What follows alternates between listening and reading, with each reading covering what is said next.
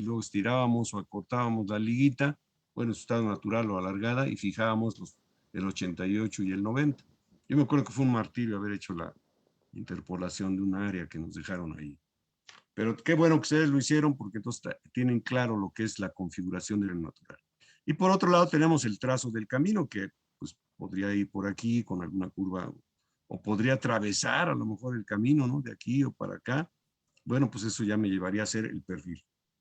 El proyecto me va a marcar las curvas horizontales y de ahí se derivan lo que son las secciones transversales. Aquí sí pongan mucha atención, por favor.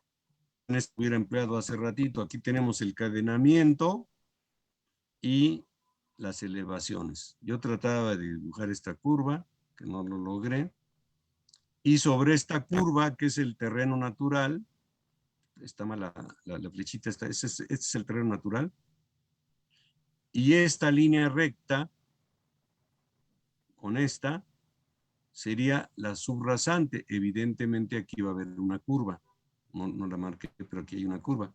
Si ustedes van en una carretera, pues no tienen este cambio de pendiente tan brusco, sino se va haciendo una curva para que el conductor tenga manera de transitar sobre ella. Bueno, sobre este perfil con esta subrasante se definen básicamente tres tipos de secciones transversales. Yo había comentado ya un poquito de esto. Vamos a ver aquí. Aquí yo hago un corte. Acuérdense que esto es sobre el eje del camino, tanto el terreno natural como la subrasante. Entonces hago un corte transversal. Ahora voy a ver hacia ambos lados de ese punto central. ¿Cómo está hacia ambos lados? Ah, bueno, pues por lo pronto veo que el terreno está pues, prácticamente planito, ¿no? Aquí está. El terreno, referido al dibujo, tiene una elevación mayor que la subrasante. Vamos a pensar que esta distancia le llame yo el espesor. ¿De qué? Pues de una excavación, porque voy a tener que excavar aquí para llegar al nivel de la subrasante. Este espesor de este punto a este punto sería el espesor de este punto a este punto. Aquí están exageradas las cunetas, está mal hecho el dibujo, yo lo hice, pero me quedan muy exageradas las cunetas. Pero vamos a pensar que esta es la subrasante, este es el terreno natural. Entonces, esta distancia,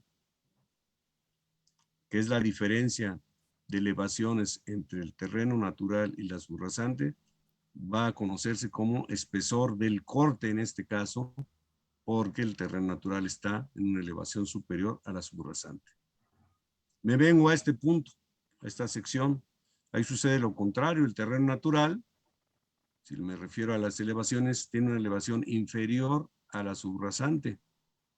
Entonces, el terreno natural, primero, ¿cómo está el terreno natural abajo de la subrasante?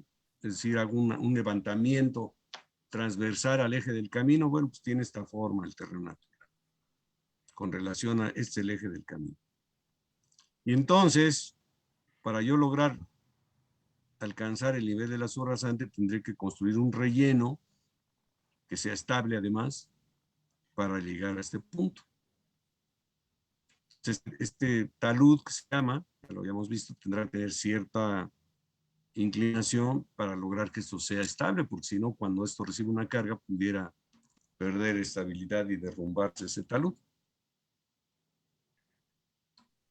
Y hay secciones transversales específicas donde hay un corte, como es este caso, a terraplén. De aquí para acá, si se dan cuenta, tenemos corte. De aquí para acá tengo terraplén.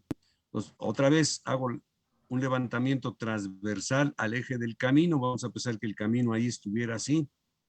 O podría estar menos, ¿verdad? Entonces, ¿qué va a suceder ahí? Pues que en una parte de esa sección tendré que cortar todo esto y en otra parte tendré que rellenar. De manera que, recapitulando, tenemos secciones de corte, secciones de terraplén y secciones de paso o en balcón o a media ladera. Así se conocen. Por si están tomando nota, así se conocen esas secciones. Aquí en la siguiente lámina las vemos con un poco más de claridad.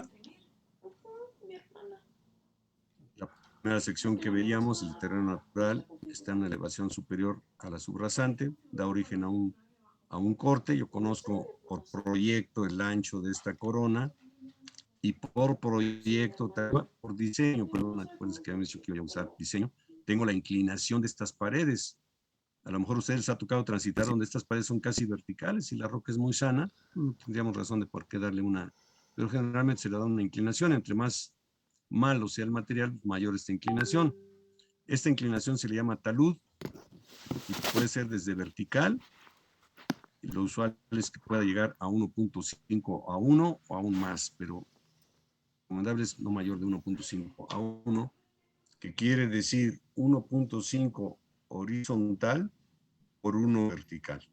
El 1 va a ser siempre vertical. Pero es convencional, hay que tener cuidado. Una vez me topé con un estudiante que venía de Colombia y decían que ahí siempre el primer número es el vertical. Y aquí yo le dije, no, pues aquí en México usamos que el 1 siempre sea el vertical y el otro número sea el... Por ejemplo, este talud a ojo, como cuánto les gusta, pues a mí me gusta como para punto 25, punto 5 a 1, ¿no? Si uno es el vertical, el horizontal pues tiene como la mitad o la cuarta parte de este vertical. En el caso del terraplén, generalmente 1.5 a 1, el terreno natural está abajo de la subrasante. Aquí me faltó ponerle el letrerito, si ustedes lo están tomando, pónganle aquí subrasante. El espesor del terraplén, al igual que el espesor del corte, ya dijimos, es la diferencia de elevaciones entre el terreno natural y el subrasante. Y en este caso tendremos que rellenar, evidentemente empezando aquí, depositando material, para ir formando la sección, depositándolo y compactando el material, para que al final se tenga esta sección transversal en terraplén y ya vengan aquí las capas de la pavimentación. Igual aquí, ya que tenemos este nivel, tendremos si el proyecto lo especifica, la capa de mejoramiento, esto rasante, y después pasará al pavimento. Y en la sección mixta, pues el terreno está de tal manera que tenemos en algunas zonas corte y en otras tenemos terraplén. Estas secciones generalmente se dibujan en escala 1 a 100, en ambos sentidos, tanto horizontal como vertical, con el propósito de calcular áreas como paso intermedio a la construcción de la curva masa. Caballero, por favor. Pues por ahorita no tengo ninguna, profe. Es que yo no los veo aquí a ustedes y no veo si alguien levanta la mano. ¿Está muy claro todo? Profesor, Jafet Ramos. Sí, profesor. profesor, ¿Quién, ¿podría? quién habla? Yo, Andrea Solana. Andrea, ¿Podría, adelante. ¿Podría por favor volverme a explicar lo de vertical a 1.5 a 1, por favor? Eso se refiere al talud de la... Déjeme dibujarle aquí un triangulito.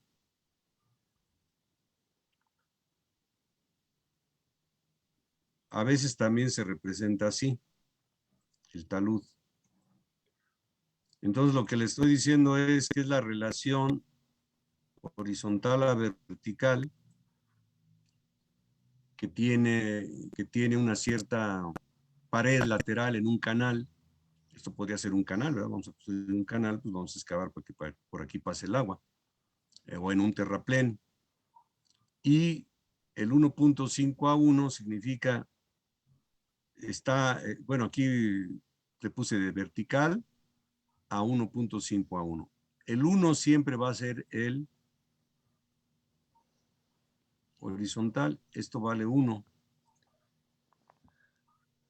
¿Sí? Esta pared vale 1. Ahí está. Entonces, a ojo les decía yo, pues como que este vale la mitad, ¿no? Para la figura que estoy haciendo. Entonces vamos a ponerle aquí 0.5. Entonces, este talud tiene una inclinación 0.5 a 1. Quiere decir, por cada 0.5 metros en el sentido horizontal, hay un desnivel de 1 metro. Esa es la inclinación de la pared. Si yo, por ejemplo, variara esta inclinación, vamos a pensar que por el proyecto o por el diseño, este talud se va hasta acá, donde está, yo no sé si lo puedo, pues ya no es 1.5 a 1. Ahí yo ya veo como que esto podría ser, va a ser un poquito más chiquito. Si esto es 1, si esta pared es 1, pues esta pared de acá, como cuánto le gusta que valga, Andrea. Sí es Andrea, ¿verdad? Pues casi sería como de 2 a 1, ¿no? Tal vez de 2 a 1 o de 1.5 a 1. ¿Sí le quedó un poco más claro o sigue la duda? No, sí, sí, muchas gracias. Aquí también, aquí este sería como 0.75 a 1, este talud. 1 a 1, pues evidentemente queda a 45 grados, ¿no? Si esto es 1 y el horizontal es 1 y este es 1 también, pues el talud va a quedar como que a 45 grados, más o menos por ahí. Bueno, entonces el talud es la relación de, bueno, lo podemos definir como la inclinación que tiene una pared lateral en un corte, y la relación que hay entre la medida horizontal y el desnivel correspondiente. Si se dan cuenta, lo podría yo poner aquí a ¿no? Este talud lo podría yo poner aquí y indicarlo gráficamente cuánto es de vertical y cuánto es de horizontal. Muchas veces se hace así, como lo estoy dibujando ahorita, para evitar ambigüedades, ¿eh? Porque a mí sí me tocó ya, les digo, en no me acuerdo si fue un examen donde estaba una alumna colombiana y me dijo, no, es que ahora sí que ahí en mi tierra lo decimos al revés. Bueno, pues ya con la figura ya no me queda duda, porque ya sé que este vale 0.5 y este vale 1, aún que estuviera fuera de proporción. En los planos, no sé si ustedes han visto muchas veces que dicen notas del plano, especificaciones y demás, pero ponen notas y dicen las medidas prevalecen, la medida puesta con número prevalece sobre la medida física. Porque a lo mejor por croquis me conviene ponerlo así, pues esto no es 0.5 a 1. Si fuera 0.5, este tendría que ser más pequeño, ¿no? Que este. Pero si yo lo pongo así y pongo en esa nota, pues ya queda muy claro. ¿Sí queda claro entonces? Entonces, siempre bueno, ahí cuando ya lo representamos pues, escrito, es el primero es el ángulo, ¿no? Por así decirlo, o como lo vemos. O sea, si es El uno, primero es es el horizontal. el horizontal, exactamente, perdón. El Y el uno primero es es el el vertical, ¿sí? horizontal y el siguiente es el vertical. Ok. A ver, lo vuelvo a hacer. Por ejemplo, si me dijeran un talud 2 a 1. Déjenme quitar esto. Este es mi punto de partida. Bueno, pues dibujo 2 y luego más o menos la mitad sería el 1. Digo, a ojo lo voy a hacer, ¿eh? Por ahí más o menos creen ustedes que podría ser el 1, la mitad de ese. Evidentemente lo va a medir, ¿no? Pues entonces ya la inclinación me quedó así. Entonces podría ser el talud de un canal, aquí viene la base y el otro talud también tendido así 2 a 1. ¿Sí se aclaró? Sí, profesor. Sí, ya, perfecto. Muchas Bueno, ok. gracias.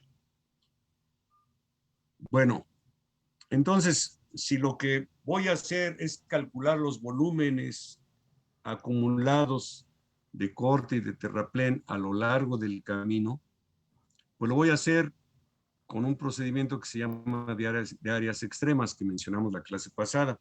Y para eso entonces necesito las áreas de estas figuras que se pueden obtener de diferente manera, ¿verdad? Por ejemplo, si es un trapecio, pues ya sé que es base mayor más base menor por altura sobre 2, pero aquí tengo un triángulo con un trapecio, puede ser sensiblemente, porque el terreno está sensiblemente recto, pero por ejemplo aquí ya no está tan recto. Aquí esta área, por ejemplo, pues ya se me forma un trapecio y luego un triángulo con una superficie medio irregular. Desde luego, al día de hoy, la Secretaría de Comunicaciones utiliza un software propio de la Secretaría, en donde de entrada, por ejemplo, para dibujar el terreno, ustedes se tienen que ubicar en el centro de línea y con coordenadas dibujar 5 puntos. Por ejemplo, aquí sería -2, menos .25 para este punto, -4, menos .10, etcétera. El chiste es dibujar con 5 puntos el perfil del terreno natural y luego poder calcular las áreas. ¿Cómo calculamos las áreas? Pues fíjense, si ustedes ven, por cierto, este tema lo pueden ver en algún libro de topografía, y como hay libros que son muy viejitos, dicen, bueno, pues una manera es hacer un sistema de rayas verticales con una separación uniforme que vamos a llamar K, todas las longitudes, ya sea gráficamente o con un lineígrafo, no sé, y multiplicamos K, que es la separación uniforme, por la suma de L, con eso tendría yo la suma en metros cuadrados. Otra es contando, me voy a saltar esta, contando cuadritos. Ustedes dibujan esto en papel milimétrico y saben que es escala 1 a 100, pues pueden saber los cuadros grandes cuántos son y los cuadritos chiquitos y finalmente determinan también el área. Tercero, con figuras geométricas simples, pues tengo aquí un trapecio y tengo un triángulo, conozco la fórmula del triángulo y la del trapecio, lo calculo. Otra que me la salté ahorita es el planímetro, porque no sé si ustedes lo conozcan, a mí sí me tocó usarlo mucho, el planímetro, no tanto para esto, sino para calcular la cuenca en hectáreas en un estudio hidrológico. Pues se tiene que calcular la cuenca. Imagínense que me interesa calcular esta cuenca, cuánto vale el área. Pues usábamos un planímetro. El planímetro es una especie de, es un artefacto manual en donde se hace el recorrido de la figura, se tiene una lupa, voy siguiendo el perfil de la curva de nivel que me interesa, lo voy siguiendo. Claro, tiene que ser una cuenca cerrada, vamos a empezar que la curva se diera vuelta por acá, y regreso a este punto, registré la lectura inicial y ahora registro la lectura final. La diferencia de lecturas por una escala, un factor, me da el área encerrada en ese recorrido. Se recomienda hacer 2 lecturas. Voy a hacer la segunda lectura, hago otra vez el recorrido.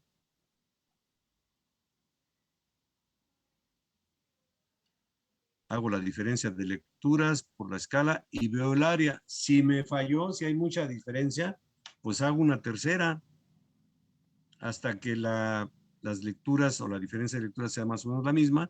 Ya tengo la certeza de que esta área vale lo que me indicó el planímetro. Entonces acá también se puede hacer así, con un planímetro. Hago el recorrido. Las cunetas aquí están exageradas, ¿eh? Son más pequeñas, inclusive se desprecia para este cálculo. Hago esto por la escala correspondiente, con lo que ya les platiqué. Podría yo tener el área en metros cuadrados de la sección que estoy planificando. Vamos a pensar que esta sección es A1, yo le llamo A1, y que 20 metros adelante hago lo mismo, obtengo la sección, también resultó en corte, aunque aquí está dibujado terraplén, pero imagínense lo que está de cabeza esto. Y entonces el método, lo que se forma ahí entre esta sección y la que está 20 metros adelante, es un prismoide.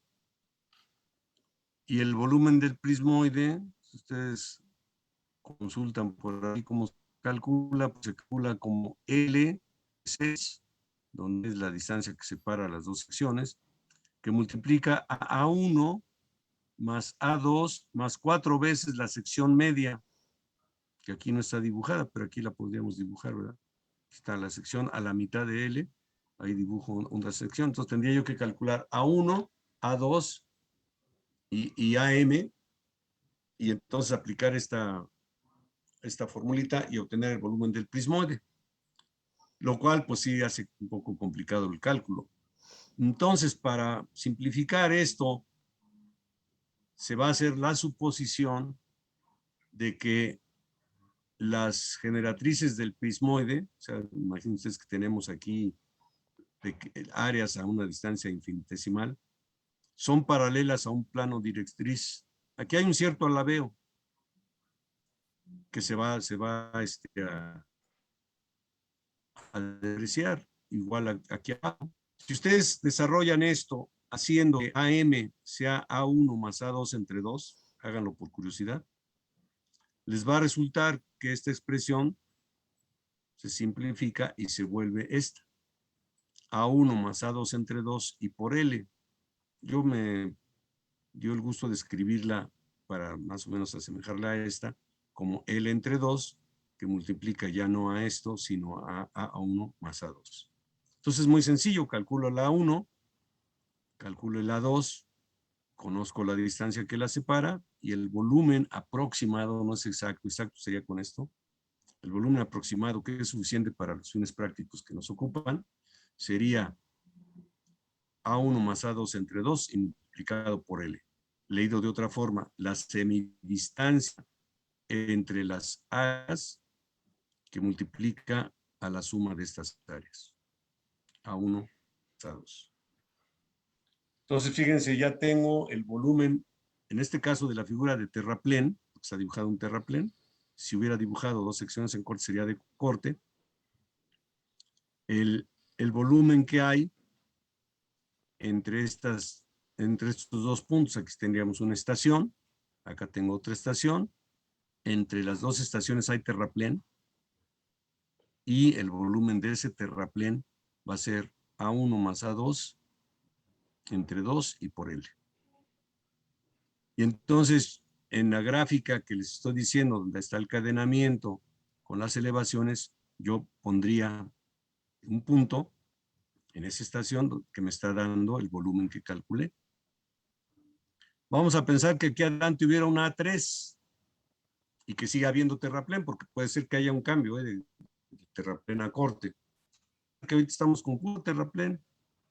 Bueno, pues calculo el volumen entre A2 y A3 de la misma manera. Tengo el área de A2, tengo el área A3, tengo la distancia que la separa y calculo el volumen entre la estación 2 y la estación 3. Entonces tengo el volumen de la estación 1 a 2, ya conozco el volumen de la estación 2 a 3, se lo sumo al volumen de la estación precedente o entre estaciones precedentes, y entonces en esa gráfica que estoy dibujando de ejes cartesianos no dibujo el volumen entre A2 y A3, sino el acumulado de A1 hasta A3. Al volumen de A1 a 2 le sumé el de A2 a A3, y entonces en la gráfica tengo un punto pues, más arriba, ¿verdad? ¿Sí está claro hasta ahorita? Sí, profe. Luis R, Sí. no sé, ¿sí está claro?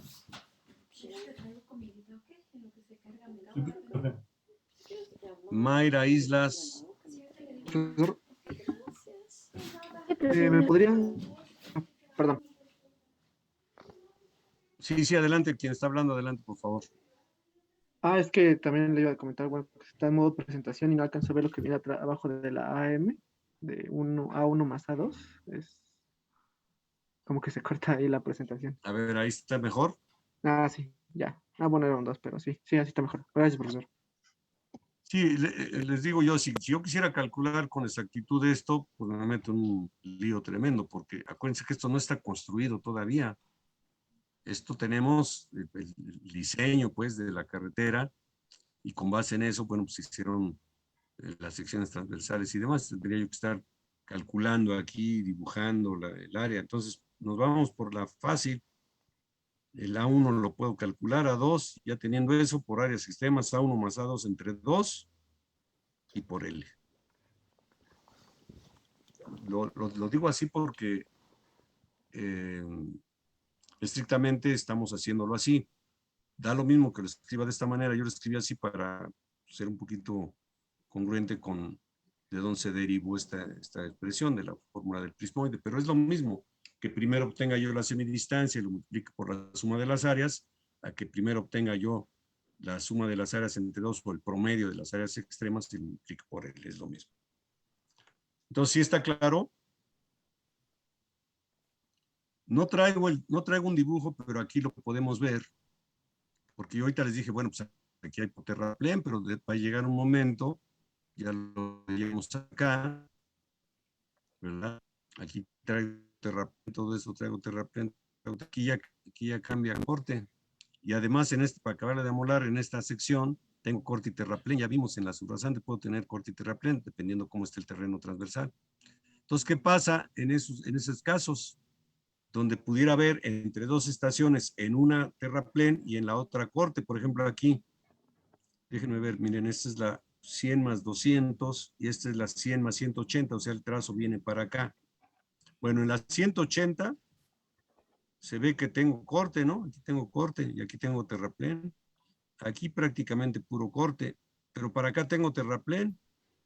Entonces, entre dos estaciones, en una pudiera yo tener puro terraplén y en la que sigue puro corte, o como está en esta figura, aquí tengo corte y terraplén inclusive, y para acá tengo terraplén. ¿Qué hacemos en ese caso? Bueno, pues lo que hacemos es promediar las áreas extremas por separado para el corte y para el terraplén. Vamos a pensar que aquí en la mitad de esta longitud fuera de corte, les prometo que para la próxima trato de hacer un dibujito donde aquí tuviéramos terraplén, perdón, porque es terraplén, y que aquí ya fuera corte, de aquí para acá ya fuera corte. Bueno, simplemente lo que hago, insisto, es aproximado. Vamos a calcular el volumen de terraplén. Pues le doy un cierto valor a A1 porque ya lo tengo. Sería A1 más 0, porque acá no hay terraplén, si no hay corte. A1 más 0, ¿sí? Entre 2 y por la longitud total. Y para el corte sería 0, porque aquí no hay corte, 0 más A2 entre 2 y por la longitud total. Y de esa manera aproximada calculo el volumen de terraplén y de corte cuando en un tramo tengo tanto terraplén como corte. Lo vamos a ver con un ejemplo, pero se los adelanto de una vez.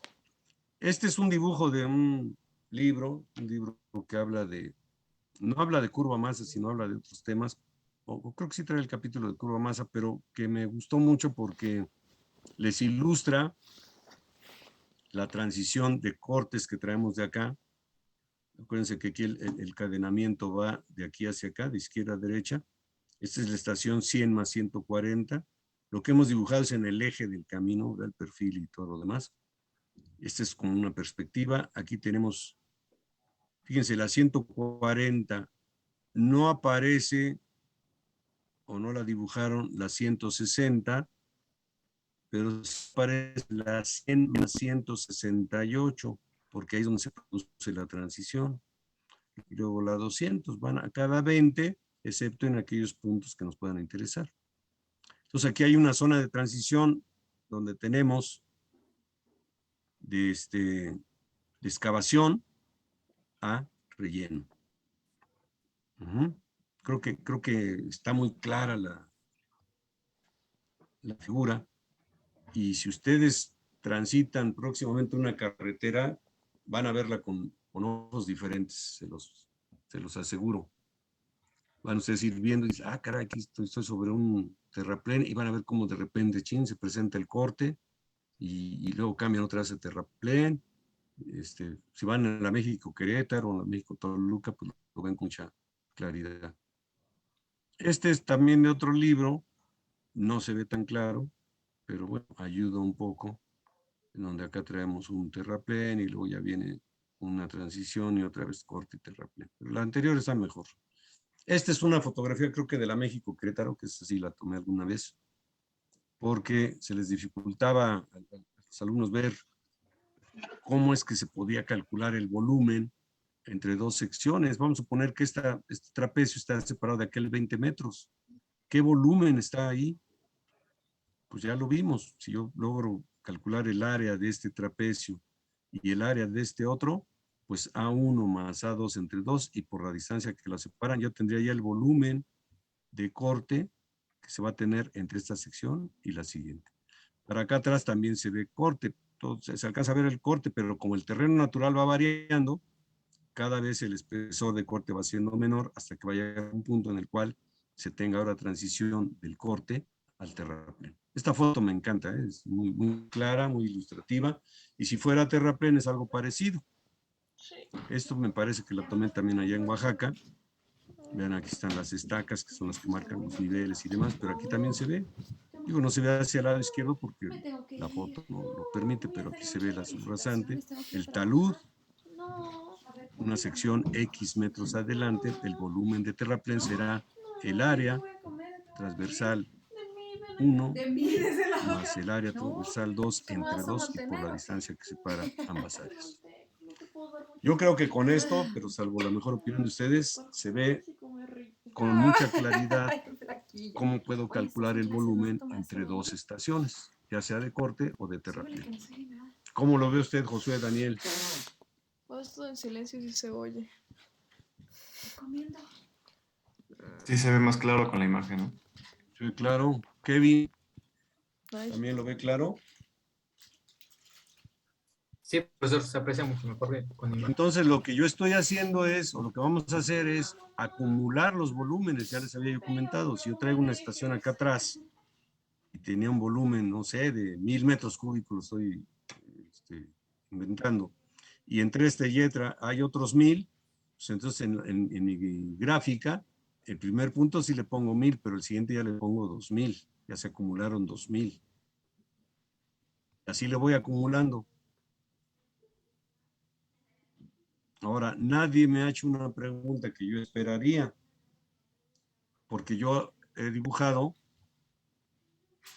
aquí, de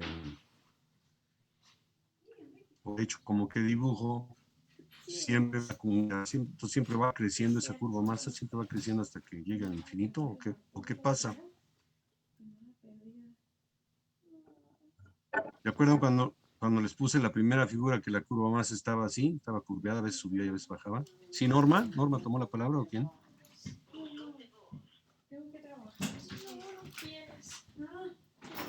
¿Quién tomó la palabra? No me acuerdo si fui yo o mi compañera. No me acuerdo. Me pareció oír voz de mujer, pero bueno. Bueno, lo que sucede es que en esa acumulación le vamos a dar un signo a los cortes, va a ser positivo, y a los terraplenes negativo. Los cortes los vamos a acumular en más y los terraplenes los vamos a acumular con menos. Ese es pues digamos, la convención que usó yo no sé quién inventó esto de la curva masa, pero es algo muy sencillo, pero que, como dice uno, pues lástima que nos ocurra a nosotros, ¿no? Ya cuando uno ve el procedimiento o un invento, dice, ay, pues qué padre, lástima que no se me ocurrió a mí. Entonces, para ir acumulando, en el eje de las X, se consideran los cadenamientos y en el eje de las Y se consideran volúmenes positivos si son de corte y negativos si son de terraplén. Y bueno, pues aquí se va haciendo una tablita, por eso lo mencioné ahorita, se va haciendo una tablita como esta, que ahorita la vamos a explicar. Lo primero que aparece, le voy a poner otra vez en modo presentación, no sé si la vean completa, yo sí la veo completa aquí. Lo primero que aparece en esta tabla es el cadenamiento, aquí está, 2 más 680, 2 más 700, más 720, más 734. Aquí se puso una estación intermedia, pero la siguiente se tiene que cerrar a 40, 60, 80, 2 más 800, 20, 40. Aquí hay otra intermedia, 50. La siguiente se toma otra vez 60, 80. 2 más 900, 920, 940, 960, 980. 3 más 3 ceros y 3 más 020. Este es el cadenamiento. Y sobre este cadenamiento se anotan las elevaciones tanto del terreno como de la subrasante. Aquí están las del terreno y la de la subrasante. Aquí nos damos cuenta, el terreno natural tiene una elevación menor que la subrasante, pues ahí se tendrá que formar un espesor. Digo un espesor. Un terraplén, disculpen, un terraplén que tiene un espesor cuyo valor es la diferencia entre la subrasante y el terreno natural. O podemos ir entre el terreno natural y la subrasante, nada más que si lo hago en hoja de Excel, pues me va a dar negativo. Sí. Tiene nada que ver todavía con los volúmenes. No, Entonces, la siguiente columna sería la definición de los espesores, simplemente restamos. En el caso de los terraplenes, el valor de la elevación de la subrasante menos el terreno natural y anotamos la diferencia, o del terreno natural menos la subrasante y anotamos la diferencia en la columna que corresponda. Yo, por ejemplo, cuando llené esto, lo hice en una hoja de Excel, una fórmula lógica, ¿no? Si la diferencia, estando en esta celda, entre este y esta, es negativa, ponle 0. Y si es positiva, pues pones la resta. Se acabó. Y lo mismo acá, entonces ya me quedan los... Pero lo podemos hacer manual. ¿Vamos bien hasta ahí? Sí. Sí, profe. Sí, profe. Luego. Sí, jefe. Sí, vamos bien. Siguiente paso, las áreas. Ya quedamos aquí, yo tengo un terraplén, ¿verdad? En un terraplén yo tendría que tener el dato. Estoy aquí, ya tengo el espesor. Acuérdense que esas elevaciones las estamos tomando aquí en el centro de línea. El centro del camino es la elevación de este punto y la elevación de este punto. Entonces ya tengo los espesores, ya los calculé. Ahora, tengo que dibujar la sección transversal ya con el ancho de corona y con los taludes, y por el procedimiento que ustedes gusten. Ay, me estoy yendo hacia atrás. Por el procedimiento que ustedes gusten, determinar el área. No me dejes. El área, que en este caso es área de terraplén. Aquí está calculada. Y aquí está calculado también. Aquí está calculada el área de corte, el área de corte, el área de terraplén. Donde no hay número aquí, pues no hay área, ¿verdad? Porque lo que hay es terraplén. Aquí están 4 secciones con corte, aquí están 3 con terraplén, 3 con corte y 2 con terraplén. Ahí están calculadas las áreas en metros cuadrados. Y luego para tabular esto, pues vamos a obtener A1 más A2 y por separado la semidistancia. Para aplicar la ecuacióncita que teníamos, la que teníamos aquí, ya ustedes se recuerdan, ¿no? No se les olvide, L entre 2 por A1 más A2. A esto le estoy llamando semidistancia. Pero primero voy a hacer A1 más A2 y ahí sí mucho cuidado porque ahí es donde de repente hay problemas. ¿Con qué empezamos en este tramo? Pues con terraplén, ¿verdad? La primera sección tiene un área de 18-20 metros cuadrados y la que le sigue a 20 metros tiene 8.9. Entonces voy a hacer A1 más A2 y ¿dónde lo voy a escribir? Desde luego aquí no porque es corte, pero aquí tampoco porque este es mi punto de partida. Gracias. ¿Te gustan los churritos? Aquí en este, aunque hay una sección, pero no hay volumen. El volumen está entre esta área y esta área. Entonces, como voy a calcular el volumen entre esas dos áreas, el A1 más A2 lo voy a poner aquí. Ay, ahorita como. No quiero comer. Ahí está, si si me ustedes voy a suman quemar. 18, 20 más 9, 10, digo más 8, 90, No, hay les da 27 de días. emergencia. 18, 20 más 8, 90 les da 27 días.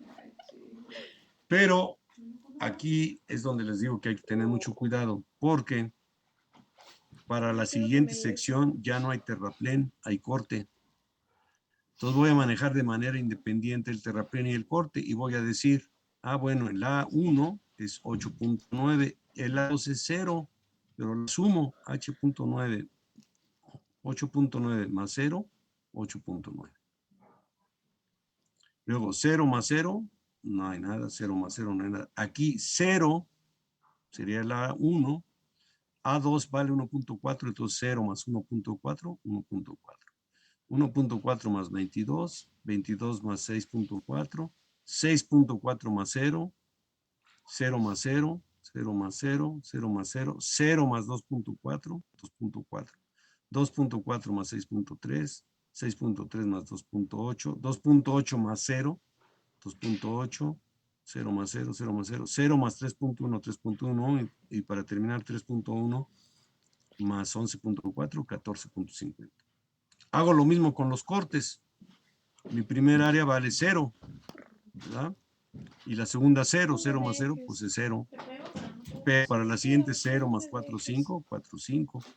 4, 5 más 7, 1, 7, 1 más 5, 2, 5, 2 más 0, 0 más 0, 0 más 0, 0 más 5, 2, y así sucesivamente. Véanlo un momento y me dicen si está claro. Primera observación, pues aquí no tenemos nada, porque lo que vamos a hacer es calcular volúmenes en la primera estación, es la primera área que tengo, y el volumen se va a producir entre la primera y la segunda, lo voy a anotar en el segundo renglón. Este renglón de aquí para adelante se va a ir en ceros.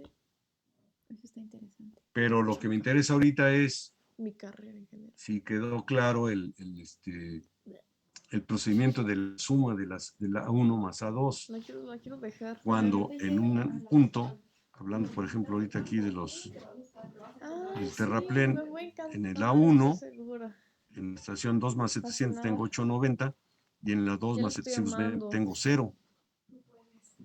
Cuando estaba en el dibujito de atrás le dije, bueno, vamos a hacerlo por separado, porque en las 2 más 700 tengo 0, pero en la 2 más 720 tengo corte. Y entonces les dije, bueno, el terraplén va a ser A1 más 0. Luego lo voy a hacer o multiplicar por 2, dividir entre 2 y multiplicar por la distancia, que es lo mismo que multiplicar por la semidistancia. Y el corte va a ser 0 más 4, 5 entre la semidistancia. Yo lo que sugiero para tratar de allanar las confusiones es que maneje por separado los cortes y luego los terraplenes. Entonces me agarro y va a haber 0 más 0, pues 0. 0 más 4, 5, 4, 5, 4, 5 más 7, 1, 7, 1 más 5, 2, 5, 2 más 0, 0 más 0, 0 más 0, 0 más 5, 2 y así. Ya que terminé con esto, pues empiezo con los terraplenes y creo que no debería haber problema, pero si hay dudas, lo comentamos. ¿Y Pepe? ¿Está clarísimo? No, que está en la oficina, ya mero llega. Sí, Inge. Claro. Sí, que Andrés no Bueno, estaba, si hay dudas, ya por favor. casi Ahora llegó. viene la Te digo, semidistancia. pero- Órale, Pues Pepe, muchas simplemente gracias. es Vale, bye. la distancia que hay entre estación y estación, entre dos. Por ejemplo, aquí está 700 Bye, bye. menos 680, pues son 20 metros. Ya habíamos quedado que en general las estaciones van a ser de 20 metros. Entre dos, pues me toca de a 10, ¿verdad? Entre 720 y las 700 también 10, pero aquí ya no. Aquí entre las 720 y las 734 hay 14 metros de distancia, entonces la semidistancia es 7. Y luego entre esta y la que sigue, nada más hay 6 metros, pues la semidistancia es 3. De manera que si yo me doy cuenta de esto, esto debe sumar 10, si estoy bien. Como aquí también se creó una estación intermedia, entre la 840 y la 50 son 10 metros, entre 2 son 5, y entre las 50 y las 60 otra vez vuelven a ser 10, entre 2 son 5, pues esto suma 10. Y todos los demás son 10. De manera que ahora el volumen, pues va a ser aplicar la formulita, ¿verdad? A1 más A2 multiplicado por L entre 2. al entero. Los volúmenes de aquí en adelante se manejan al entero. Ya no es necesario meter un decimal. Aquí todavía en las áreas pueden ser 2 decimales, pero aquí ya al entero. Todos 27.10 por 10, pues nada más recorro el punto decimal, 8.9 por 10, 89. Vean que aquí hay corte y terraplén, 4.5 por 10, 45, etcétera, etcétera, etcétera, ¿no?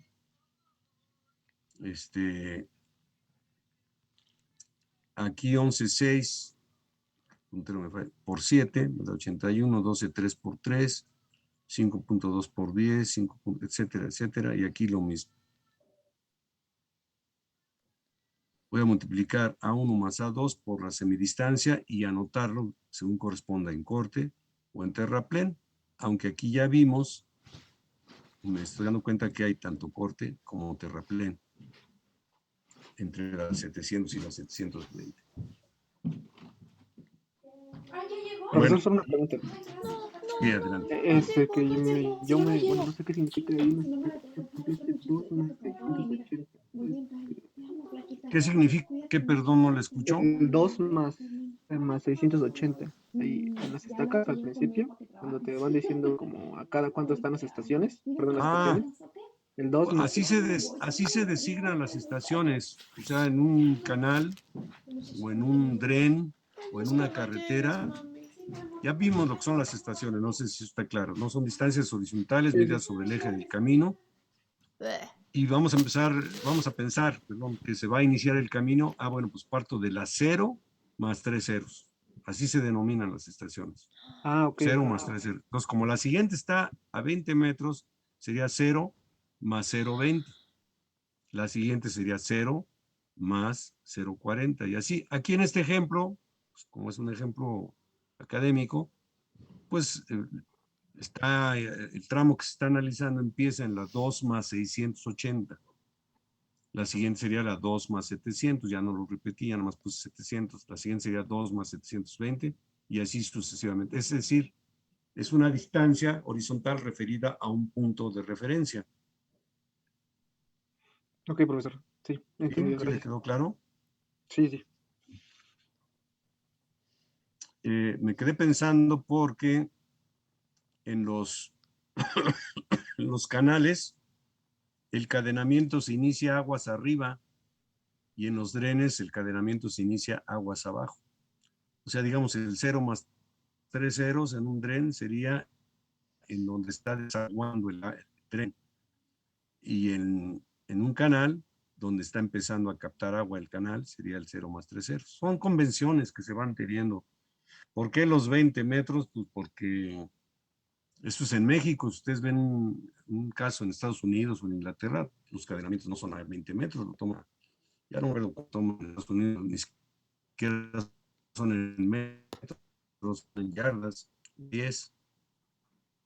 No son convenciones, ya les platico de las cadenas que cargaban los cadeneros y de ahí vino la palabra cadenamiento.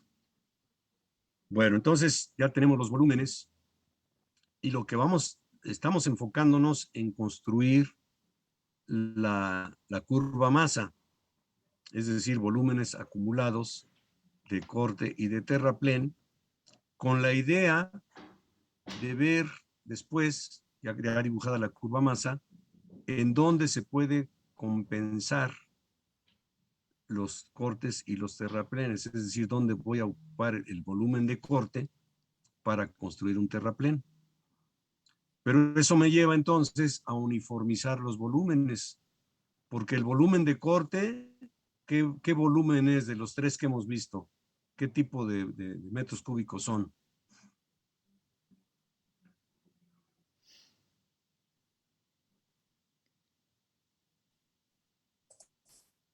Pues hay que clasificarlos, ¿no? Hay que clasificarlos de acuerdo al corte que haya salido, ¿no? No en cuanto a la dureza del material, sino al espacio que ocupan. Sí, en cuanto a la dureza, pues habría que ver el material, puede ser que un corte, por ejemplo, aquí traemos un corte no es terraplén, el corte, el más grande que tenemos, ¿cuál es? Pues no son cortes grandes, tenemos un 262 aquí, pero hay un terraplén de 18, no, tampoco, 260, el máximo espesor. El área es la que tiene 18-20. Pero digamos en un corte muy profundo o de mucho espesor, pues vamos a tener materiales de diferente dureza, de diferente tipo. Pero yo me refiero al espacio que ocupan los metros cúbicos. Vimos 3 tipos, ¿no? 3 condiciones. En banco, ¿qué condición tiene el material? Digo, en los cortes, ya se los dije. De repente es una palabra por otra, me estoy dando cuenta. A ver, alguien diga algo, porque no... Pues eran los tipo A, B o C, ¿no? Y era dependiendo de, No, bueno, que iban desde blando. casi no la escucho, como que soy muy, muy distorsionado, pero ¿quién fue Gabriela? A ver, Gabriela, a ver si la escuchamos ahora sí mejor. Ah, que si eran los tipos A, B, C. No, ¿Me eso es en escuchan? cuanto a la dificultad de extracción y carga. Acuérdense que la clasificación o el tipo de material era conforme a la dificultad de extracción y carga, y podría ser A, B o C. No, yo me refiero en cuanto al espacio que ocupa el material. ¿Se acuerdan que muy al principio del curso vimos Sí, sí, es 3 compacto, condiciones del material? suelto, ¿Cuáles eran? suelto, compacto, Y en banco. en banco. Entonces, el volumen en corte es material en qué condición? Suelto. No, No, en ¿cómo banco, en suelto? banco. En banco, En Guillermo. banco. Pues está en banco, ¿no? Hicimos las secciones transversales y vamos a cortar ese material y la sección está calculada en banco, ¿no? Bueno, y Sí, la claro, sección en perdón. terraplén, Es en suelto. no, porque no se coloca el material y se deja suelto. Compactado, compacto. Se tiene que Compactar. compactar. Toda la sección de proyecto, que así le llaman, aunque ya vimos que es de diseño, pero bueno, sección de proyecto, en el caso de los cortes es volumen en banco. Y en el caso de los terraplenes es volumen compacto. Ahora fíjense, si ustedes ven un libro, por curiosidad, que se llama Topografía de un ingeniero Miguel Montes de Oca, y varios libros que hay, dice, hay 2 procedimientos para obtener los volúmenes. O abundamos los cortes o reducimos los terraplenes. Y así lo enseñan y así me lo aprendí yo. Pero ya razonando un poquito, eso está mal. Efectivamente, el volumen en corte va a abundar, pero yo lo voy a colocar y lo vamos a compactar. Esto quiere decir que con 1 metro cúbico de corte no formo 1 metro cúbico de terraplén a menos que el coeficiente de reducción fuera de 1.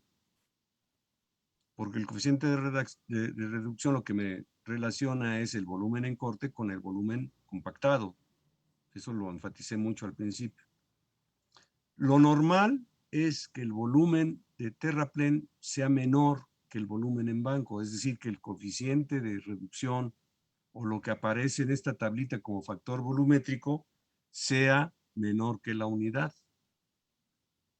Entonces, ¿qué harían ustedes? Con un volumen de corte no voy a poder formar el volumen de terraplén. Para yo construir 1 metro cúbico de terraplén requiero más de 1 metro cúbico de corte. En otras palabras, siguiente lámina. Bueno, miren, aquí hay una pequeña explicación que la vuelvo a hacer porque lo hicimos en su momento. Dice que cambios en el volumen del material debido o causados por el proceso. Aquí lo estamos extrayendo con una retroexcavadora. Esta es una yarda cúbica en condiciones naturales en sitio, ¿no? Esta yarda cúbica para este ejemplito se convirtió en 1.25 yardas cúbicas después de la excavación. Son yardas cúbicas sueltas. Ya se acarreó. Pero ese material se acarrea, se tiende y se compacta. Y resulta que se convierte en 0.9 yardas cúbicas después de la compactación, o sea, son yardas compactas. De manera que si yo quiero aquí formar una yarda, hablando de yardas cúbicas, una yarda cúbica, tengo que traer más de una yarda cúbica de acá para que se compacte.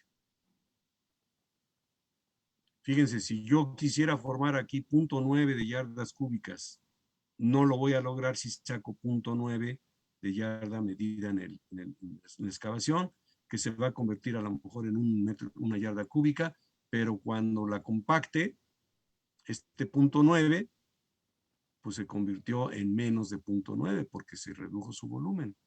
1 en banco, 1.25 suelto, 0.9 compacto.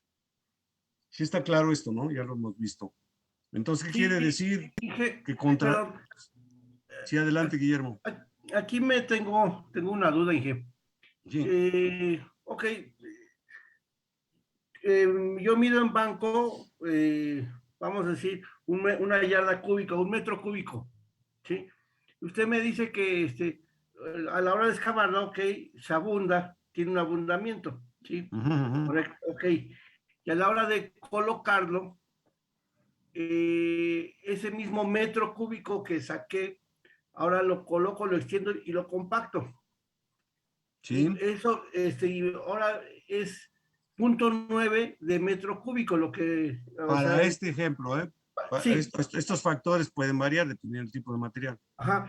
Pero aquí, bueno, lo que yo entiendo es que a la hora de compactar es menor, lo compactado siempre va a ser menor a lo extraído. O sea, si en el banco yo tengo una dureza, una compactación natural X, ¿sí? Y a la hora de que ya lo excavo, lo traslado a la zona de carreteras de tendido, Estamos significa que hablando de un terraplén, aquí se ve que estamos hablando de un terraplén. el terraplén, estoy compactando más de lo que estaba compactado naturalmente. Pues bueno, va a depender desde luego de las condiciones del material, del diseño de la carretera en cuanto a las bases, las capas de terracería y de pavimentación. Indudablemente en las capas ahorita no estamos en la etapa de pavimentación, estamos en la etapa de terracerías. De terraplenes, ajá. No, terracerías. Terracerías entendemos tanto terraplenes como excavaciones. Sí. Entonces aquí traemos excavación que está medida en banco y aquí la estoy midiendo compacta. Si el material estuviera muy compactado, vamos a decir aquí, entonces el coeficiente de reducción sería 0.95, 0.99, pues el volumen que tenemos aquí va a ser prácticamente el volumen que tenemos acá. ¿Qué es lo que nos va a dar esa diferencia? El factor de coeficiente de reducción, precisamente. Ahora, ¿el coeficiente de reducción, Inge, está relacionado con la prueba Proctor? En cierta medida, sí, porque cuando usted, ¿se acuerdan la pregunta del examen? Tiende una capa suelta, dependiendo la densidad que quiera que tenga el material, va a ser el volumen final que adquiere el material dentro de ciertos límites. No es un material 100% compresible. Por ejemplo, si la densidad que usted quiere, pues acuérdense en el ejemplo que lo que me pasó por inventar los números, afortunadamente el coeficiente de reducción fue de 1.001, me parece, y yo le puse aproximadamente 1. En ese caso, el volumen que yo saco de banco va a ser igual que el volumen compacto. Pero como aquí el coeficiente de reducción es de 0.9, entonces un metro cúbico que saque de aquí se va a convertir en 0.9 acá. Entre mayor sea el coeficiente de reducción, pues menor va a ser el volumen que se obtenga con un volumen suelto. Entonces, si me piden, por ejemplo, 1.890 kilogramos por metro cúbico en la prueba Proctor, o bueno, para irnos por porcentaje, si me piden el 90%, pues el volumen se va a reducir menos que si me piden el 95 o el 100% de la prueba Proctor. Ahí le tendría yo que dar más pasadas al material para lograr compactarlo más, densificarlo más y que cumpla con el peso volumétrico especificado. Al compactarlo más, este espesor pues se va a reducir más. Si fuera suelto, yo estaría de acuerdo con lo que marcan esos libros. Ah, no, pues entonces este material con 1 metro cúbico, yo voy a hacer 1.25 metros cúbicos de terraplén, porque lo voy a colocar suelto, pero nunca se coloca suelto. Aun cuando es roca, por ejemplo, entonces ese es un caso excepcional, donde ha traído muchos problemas, les decía yo, porque ahí sí se coloca a volteo y luego se le pasa el tractor para bandearlo nada más, para tratar de compactarlo, entre comillas. La roca nunca la vamos a poder compactar, la vamos a poder acomodar, y lo deseable sería pues, agregarle material térreo para rellenar los huecos que van a quedar entre roca y roca.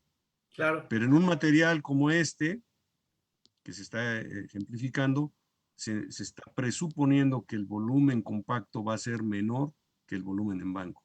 Hay un 10% de disminución del volumen en banco con relación a... Entonces las medidas compactados, o sea, siempre nos tiene que dar menor al terreno en banco, al medido en banco. Depende el coeficiente de reducción. Ah, ok. O sea, sí. Miren, pero aquí hay algo también interesante, por lo que les decía yo, si ven en esa literatura, híjole, ya se me vino el tiempo encima, decía que abundáramos los cortes como si lo fuéramos a colocar así, no es cierto. Se tienen que reducir bueno, me voy a parar aquí por la hora que es. Yo creo que ustedes tienen clase, yo tengo ya 2:31, ya me pasé. Pero piénsenle en esto, ¿qué hacen con los volúmenes de corte y qué hacen con los volúmenes de terraplén o qué hacen con los dos para poder homogeneizar los volúmenes? ¿Alguna duda hasta aquí? No, Inge. Bueno, pues entonces los veo el jueves para continuar con este tema. Ok, Inge. Hasta el jueves, que descansen. Profesor, hasta luego. Gracias. Entonces, hasta luego.